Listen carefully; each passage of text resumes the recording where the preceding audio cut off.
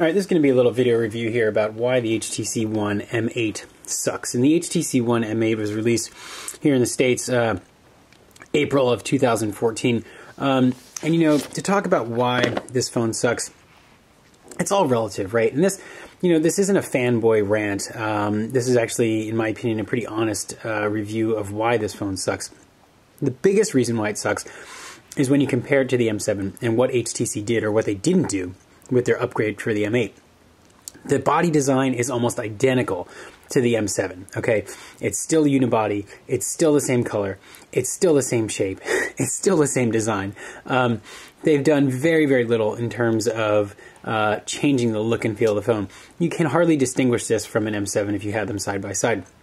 They very much copied Apple here with sort of the layout of the phone and not changing it from the previous model, and that's a big disappointment. HTC has never, I don't think up until now, created a phone that looks identical to the previous generation.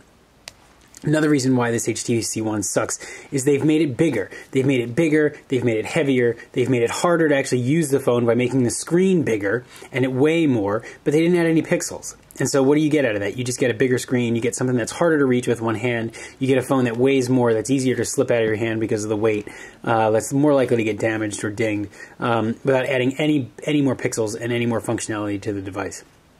Third reason why it sucks, the camera. HTC failed miserably with this. They didn't improve the camera at all. What did they do? They added a dual LED flash and they've removed the optical image stabilization from this camera. They kept it the same 4 megapixels. They kept it this, or ultra pixels, whatever you want to call it.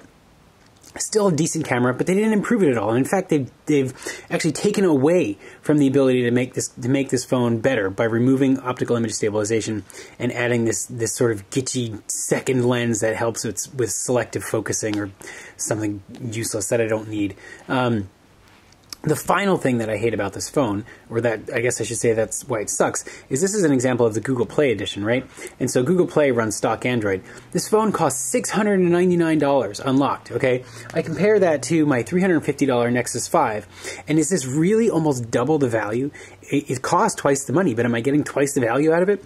To me, not at all. To me, I would much rather spend $350 on an unlocked, contract-free Nexus 5, which I know is going to get good updates from Google, which I may be sacrificing a little bit in terms of build quality, but has a solid design, solid construction, solid camera, all-around great device. I'm going to spend $350 on this, and not $700 on that. So for all these reasons, I think the HTC One is pretty crappy. I don't like it. It sucks.